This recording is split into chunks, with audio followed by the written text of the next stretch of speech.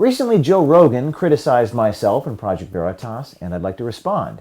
First, it seems Joe Rogan struggles to remember my name. The guy, what the fuck is his name? That guy that's always doing the undercover shit. The Veritas stuff, that guy, Project Veritas. It's just interesting because previously he did not struggle to remember my name. There's all Project Veritas is this guy, James O'Keefe, the O'Keefe podcast. Oh, okay. The Project Veritas guy. Yeah. And there's been videos of, what is that, Project Veritas? Where that guy his employees got undercover footage of Twitter employees talking about that kind of stuff. So it's just interesting to me, but let's move on. Rogan seems to doubt the veracity of the ballot video with the guy with all the ballots in his car, Liban, but doesn't seem to doubt the veracity of the Twitter shadow banning videotapes that we obtained in 2018. Listen to this. James O'Keefe. James O'Keefe. He's got a new one now about Ilhan Omar. The ballots in the car. Yeah, the ballots in the car. And he's got these guys saying, look at all these ballots, look at all these ballots. But you got to go with that guy. You got to go, okay. Then he also catches shit that's real. Yes. Like he caught those people on Twitter, the Twitter executives talking about how they shadow ban people. Yeah. How does the Twitter video, and by the way, he's referring to Abhinav Vedrevu, this clip right here. One strategy is to shadow ban so that you have ultimate control. The idea of the shadow ban is that you ban someone but they don't know they've been banned because they keep posting but no one sees their content. So that's the Twitter shadow banning clip, but Rogan goes meh when it pertains to this Snapchat video of Liban in his car. Again, he posted it to his Snapchat in early July. It's a real actual videotape recorded by Liban himself. Wasn't recorded by us. It wasn't obtained through the element of pretense or deception. It was actually a more pure form of obtaining the information than undercover subterfuge. So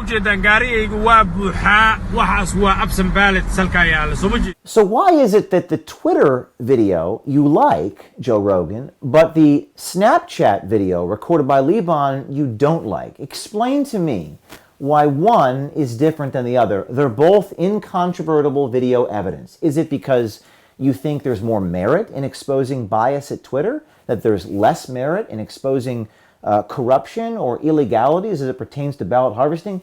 That doesn't make sense to me. Then Joe Rogan says this. So it's like whenever someone can't be straight with you and they have little tricks and they have stunts. The ballot harvesting in the car was not obtained through a stunt or a trick or a device or any deceit or undercover reporting like we did with the Twitter investigation when we set up a fake Jobs Box account and did a human resources sting to obtain the meeting with Abhinav Vedrevu. The videotape in the car with Liban was obtained from his Snapchat account. No tricks, no devices, yet you're talking to me about tricks. How does that work? Then Rogan seems to ask how the media perceives this Minnesota ballot harvesting investigation. What is the general consensus? Like, how is the media treating this Ilhan Omar thing? When I looked today, because I saw it yesterday, the initial response I saw was probably more from like liberal sides for being like, this is just to fog the conversation because of all the tax stuff that just came out. Well, if you read the article carefully and you can see the text in the article, they didn't actually certify that we did this to coincide with the Sunday New York Times tax article. They just assumed that we did. In fact, we made the decision to release the Minnesota ballot harvesting investigation prior, and we have evidence of that, and the New York Times just speculated. So that's the first thing. But the second thing is, when we ask about what the mainstream media thinks about what we do, we're kind of feeding into the very thing that we're fighting, aren't we? Now, the New York Times has come out with this ridiculous headline. It was a, quote, disinformation campaign. You could see the graphic right here, disinformation campaign. And the evidence the New York Times uses to claim it's a disinformation campaign, that we did a media embargo with social media influencers like the My Pillow guy, Mike Lindell, ahead of time. It is for that reason I met with a guy who has a huge audience that they claim that these tapes of all these ballot harvesters doing this illegal stuff is disinformation. They're justifying an embargo as disinformation. That, Joe Rogan, is how the media is responding, and that is precisely why we can't trust the media or sit on the sidelines and complain or wait for our media brothers and sisters to tell us the information that we should be consuming. And Joe Rogan, this New York Times disinformation headline was recycled. It was recycled by local TV in Minnesota. But all of this fits the Project Veritas MO, according to Stanford researchers, who say it appears to be a coordinated disinformation campaign. Recycled by Vox, it was recycled by Salon, it was recycled by MSNBC and many others. Indeed. And then young Jamie, the producer, says that maybe we should take this with a grain of salt due to my history.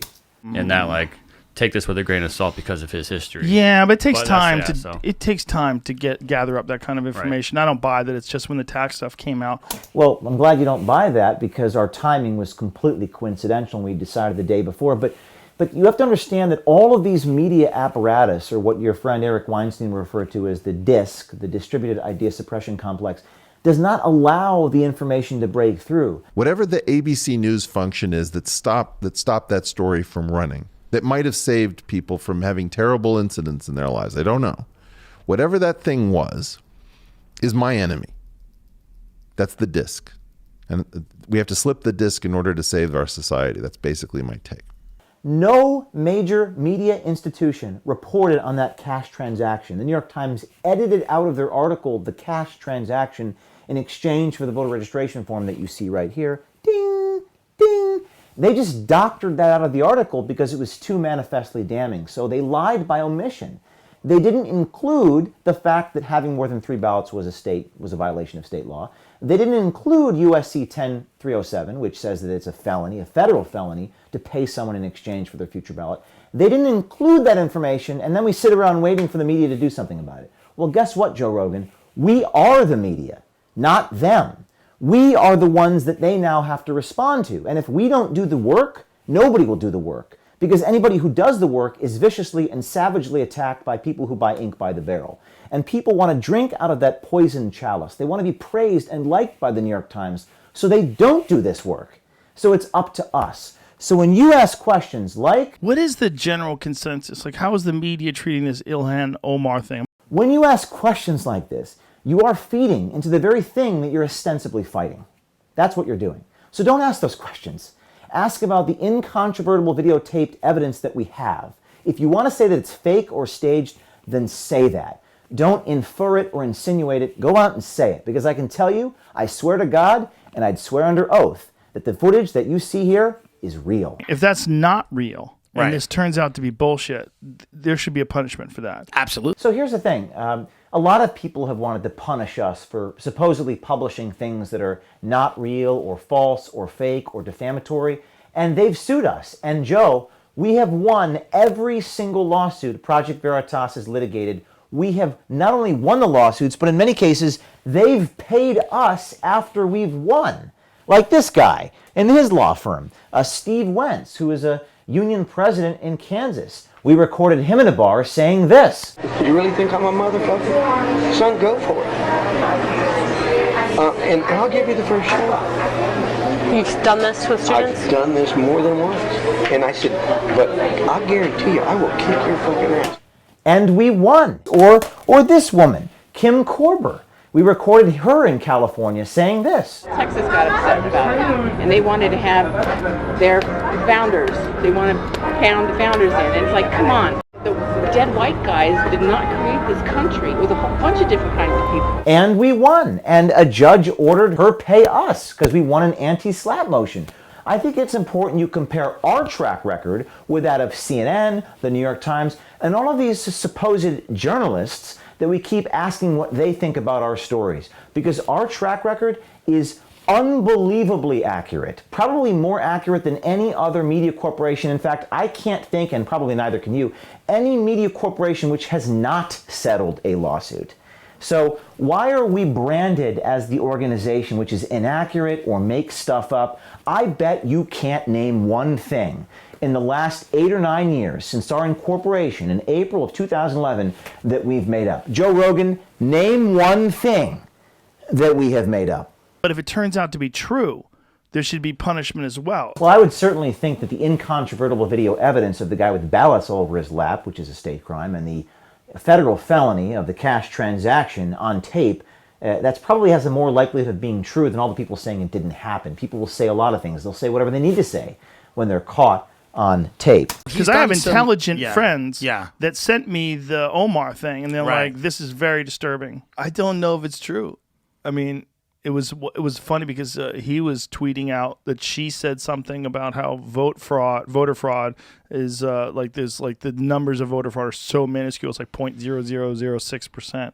Yeah. And then he tweets out this stuff about her and voter fraud. Right. I was referring to when Ilhan Omar put out the tweet, and there you see it right there, that this is very, very infinitesimal. And I say, well, this tweet isn't going to age well. But when you expose the sacred cows, when you report on information that the director of the FBI says can't happen or doesn't happen, that the media apparatus says there's no evidence, and when you show evidence of something that the powers that be say does not happen, what do you think is going to happen? Do you think that I'm going to be unscathed? Do you think they're all going to say, thank you very much, we were wrong? People don't just roll over and give it to you. They attack. They lie about this. They say it can't happen. And in that regard, they're the conspiracy theorists, not me. Because when you can see the people's faces, like here, when you can see the people's faces doing the cash transaction, there's Siad. When you can see Liban's own Snapchat account, when you can see his face in all the ballots, that's actually reality. That actually happened. What journalists write in articles after the fact is just hyperbole and obfuscation. That's just words. That doesn't matter. That doesn't mean anything. It's their opinion. It's conjecture. So again, rock beats scissors, videotape beats lies, and a builder can build faster than a destroyer can destroy. The one thing that, I mean, watching the video, just watching it, it's obviously highly edited. So like, you can't say it's not an edited video, and that doesn't take a lot of things away because you have to edit the video. You kind of have to vet it, right? But because it's got to be small. You don't know who the people are that are being covered up. I think when I was reading through people that are like, I think Newsweek that was digging into each piece of it today, and like, I don't know that they could verify everything because they weren't saying that this was necessarily false. Well, that's a really logical fallacy, young Jamie, because if the news media can't verify, they're not willing to verify it. They're not willing to substantiate it. They edited out of the article the actual criminal activity, and then they say it's unsubstantiated. So it's a self-fulfilling prophecy. And credit here to Joe Rogan, because he rightfully points out that everything's edited. You have to edit things for time. That you can't play all the raw information, nor would you want to, because oftentimes you have to protect your sources. This is the paragon of investigative reporting. The fact that journalists attack us for protecting our sources, when we actually show, you can hear the voices, sometimes we blur the faces, but you can hear the voices, you can hear the inflection and intonation in the voices. You can't hear the inflection and intonation in Bob Woodward's sources because he doesn't tell you who his sources are. Bob Woodward quotes someone quoting somebody else, and he puts those in quotation marks, and he calls that journalism. So if that can win a Pulitzer Prize, I don't understand why so-called editing, I don't understand why we're being attacked for the so-called editing. But why would, if someone was doing something that illegal, why would they be like, who are you, strange man with camera? Come look, I break law. I break law everywhere. So that's an interesting point. King Liban 1 did this on a Snapchat, and Rogan says, why was he wanting to do this? Well, here's a little insight. Liban actually tweeted, I'm famous. They're so arrogant because they will never be held accountable, Joe Rogan. Nobody will hold them accountable. Nobody will be arrested. I've heard that the DOJ can't even enforce this law or these laws before Election Day, so they can act with impunity because they're part of a system, the Department of Justice, the Democrat media complex, that will never hold them to account, and they know that. So in this case, Liban just bragged on Snapchat, albeit a private video, albeit he pulled it down, we captured it, but he bragged because he knew he could get away with it. Fast forward to Fox 9, they asked him what happened, and he just said whatever he needed to say to rationalize his behavior. Did you ever give people money in exchange for a vote? No, never. Did you ever tell them how to vote? No, never. He said whatever he needed to say. He got a platform. They didn't ask me for comment. They interviewed the guy in the car with all the ballots. These people do this, they act with impunity, and they're never held accountable. That's why the people are on tape bragging about all the fraud they're committing. What is James O'Keefe's deal? He just goes, I'm just going to figure out a fun conspiracy that's happening. Like, he goes, like, how does he get into these things? He gets a tip. Well, I'll tell you exactly how we get into these things. I don't say I want to go to Minnesota. I want to infiltrate the Ilhan Omar ballot harvesting community. That's not what we do. Sources come to us. People come to us because they have nowhere else to go. They don't know where to go. In fact, one of the sources told us we can't go to the New York Times. We can't go to the Washington Post. They'll sell us out in a heartbeat. In fact, one of the biggest stories we ever did, the Amy Robach, Jeffrey Epstein footage, and you remember this clip here. I've had the story for 3 years. I've had this interview with Virginia Roberts. We would not put it on the air. First of all, I was told, who's Jeffrey Epstein? No one knows who that is. This is a stupid story. That person inside ABC News came to Project Veritas because they didn't trust anybody else, because no one would stand by the reporting. No one would do justice to the story. We don't just sit around and throw darts at a board. Sources come to us. And then he goes, let's just get some cameras in there. I don't know. It's like a YouTube prank show fused with like political exposés. The problem is the Twitter stuff. The problem is the stuff where he actually did catch executives catch employees that were talking about how they make it so that conservative voices don't get heard. Might be rigged. He might be the kind of guy that you hire to do something like this because he's a crazy guy who works for a cab company. Right. And he doesn't give a fuck, and he doesn't know there's a camera on him. He doesn't care. I just think it's crazy that people will come up with any explanation. They will conjure up any reason why what they're seeing is not real. And I think, Joe Rogan, you should practice some introspection for a moment. Just anything but what you're seeing is real. When, again, the paragon of journalism is for people to quote other people and for us to believe it. When what you see, a guy on Snapchat covered with absentee ballots, a cash transaction, nope, there has to be some other explanation for that. Let's the default be question what we're seeing when we don't question everything we're reading. And I think the right thing for you to do is to put me on your show to actually talk to you about this, not interview everybody else about our journalism. And I look forward to being on your show to talk about this and much more.